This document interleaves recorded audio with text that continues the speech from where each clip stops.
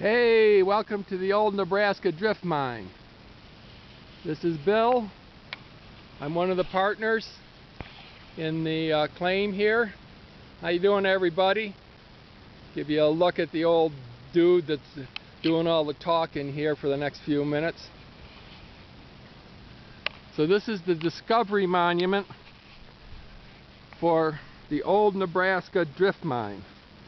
We're in the heart of the Mother Lode. We're right on some very major channels of ancient gravels. The Ruby Mine is near here, the Allegheny, Jim Crow Creek, Downeyville. I'll have some written information about all this, but this is it. This is really the heart of gold country in north central California. And these stones are the signature of an ancient drift mine. These are river rocks. 10 million years ago, it was downhill from Nevada to the Pacific Ocean. And as the mountains in Nevada crumbled and got washed downstream for millions and millions of years, these rocks were tumbled and tumbled until they became rounded. And they carried the gold out of the ancient mountains in Nevada downstream. And you got to remember, this is going on for millions of years. The mountains are eroding and directing these stones into specific channels, because only the channels held the rounded stones. Everything else didn't move, didn't get rounded, did not have this signature. And something like 5 million years ago, the Sierra Nevada rose, lifting the ancient riverbeds, making them dry so they no longer carried water. And then the new rivers for the last 5 million years have bisected the ancient ones, and the ancient channels have been covered with dirt and lava and all kinds of stuff, ash, after they were lifted. And so the new rivers took gold from the ancient rivers and washed that downstream. But part of it was trapped on the mountains between the new at the tops of the mountains between the valleys of the new rivers. And when the old miners figured that out, they started mining these channels into the mountainside. And remember, these are very specific channels from the ancient rivers with rounded rocks. There's nowhere else for miles either way with rounded rocks unless it's an ancient river channel. All the rest of the hillsides are just regular dirt or different kinds of very square, chunky stones. So I'm going to swing around here for a quick look at the site. You can refer to a drawn map to get your bearings, but anyhow, this is the number 2 lumber pile. And you can see the cart to the right of it, and then I think you can make out the rails for the ore cart that's taking the material out of the mine to the dump pile. And there's the number 1 lumber piles next there. I'm going to swing kind of quickly here. And this is the portal under that lumber. That's the entrance to the mine that you'll see from another view in a minute. And this is the cut and cover tunnel, because it's not truly underground yet. It has to go forward a while before it actually gets underground.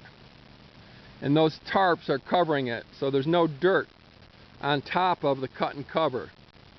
And that old wheelbarrow has got the generator in it, which is for fire safety, so the generator's in a metal tub. So now I'm going to walk back past the Discovery Monument and walk down the claim so you can see the rest of the mine site here from a closer view. So here's the Discovery Monument again up close. Walking along this kind of little ridge here.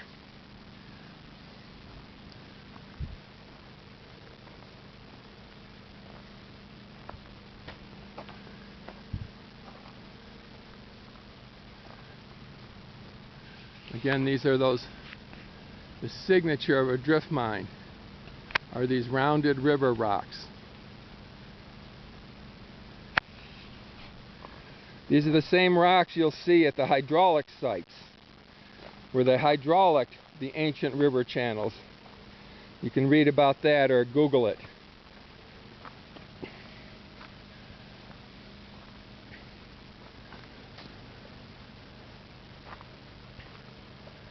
So right here, this little tin shed.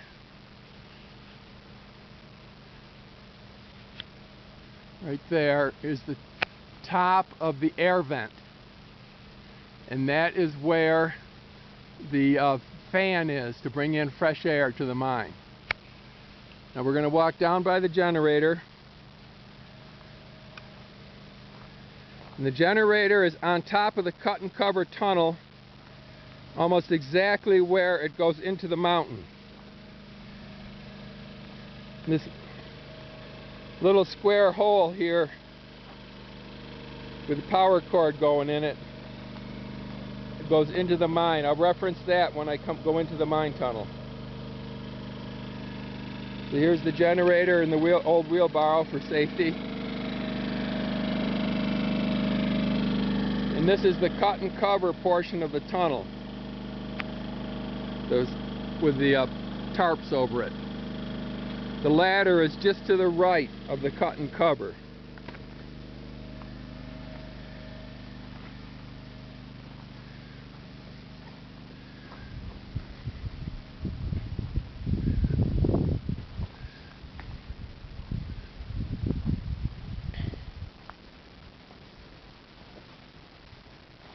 So now I've come down to the railroad. And this is the entrance to the old Nebraska drift mine. I'm going to have a different clip for that.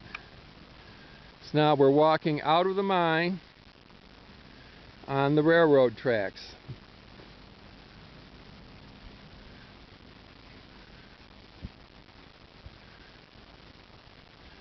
And this steel box here is the top of the ore cart used to take the debris out of the mine. On the right here, behind these ammo boxes, is the number 1 lumber pile.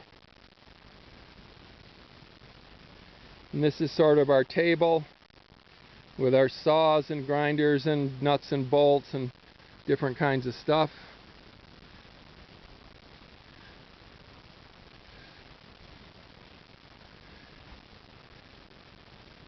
So let me go over here. This is the number 2 lumber pile.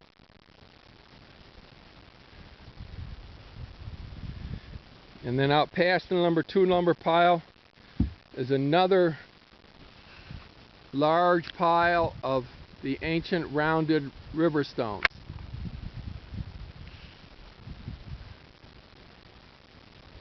I'm going to turn around. Now this is looking into the mine with the number 1 lumber pile just to the left of the tracks in this picture. Now I'm walking towards it,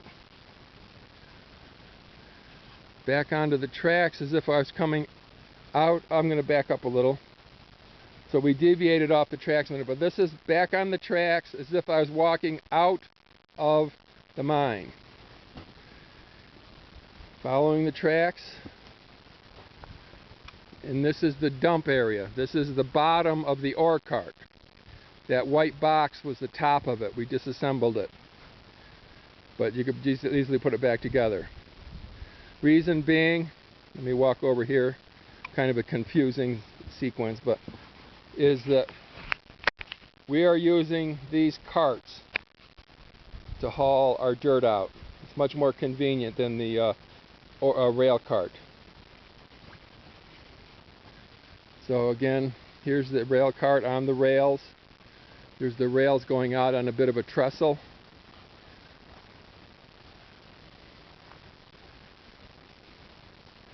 This is a trestle, and to the right is all the material we've dumped.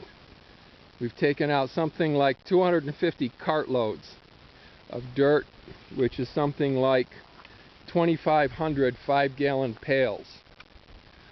So now I'm starting, let me walk in again just for reference. So I'm standing on the trestle at the dump. Here's the ore cart, the bottom half, walking along the rails. There's our little new cart that we're using on the right. Oh, these are all the timbers here that we've taken out of the mine.